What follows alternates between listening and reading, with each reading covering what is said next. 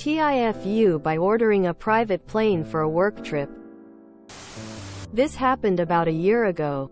I, 29M, was in charge of getting my younger coworker and I both a plane ticket and a rental car for a trip to New Jersey to test a system that had an upcoming software release. We were a bit late in scheduling in our travel system because we had only just been given approval to travel. As a result, when I was looking at the rental car options, everything was sold out on that day that was within our price range. So I increased the distance range on the search engine to find other rental companies and I found one about a mile away from the airport for a reasonable price. Awesome. I booked the plane and rental car together and waited a week until we were ready to go to the airport. My first heart attack came when we were slightly late to the airport. My coworker was late, and we also found out that we weren't booked for the plane we were trying to board. Miraculously, I was able to get in quickly to book our tickets for the early morning flight and we boarded with less than a minute to spare. When we landed, I called for an Uber to take us to the rental car company and he told us we must be mistaken. All the rental car companies are within the airport. I told him it's the address I had and to take us to the address I had.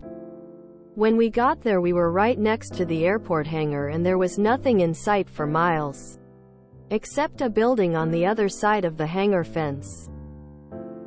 Well, once I got on a call with support, they let me know that I had rented a private car for a private plane that would be given to us on the tarmac once we landed. Not only had I rented a private plane for myself and my coworker, but we also bought the additional tickets for the flight that morning. Plus we had to get a new rental car. Thankfully we didn't have to pay for the original rental car. But needless to say, my director was pissed we paid for a private plane that we didn't even end up flying in. In an act of mercy, I wasn't fired. TLDR, I wasted thousands of dollars of my company's money buying private plane tickets that my coworker and I didn't even get to fly in. How did you manage to book a private plane without realizing? You sound like you shouldn't have a job with responsibilities.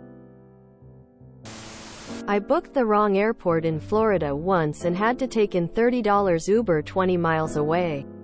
We're practically the same. I once went over on a work lunch by $40. My boss said next time I'd lose my corporate card. This was at a finance company managing over $1 trillion in assets. I need to change fields apparently.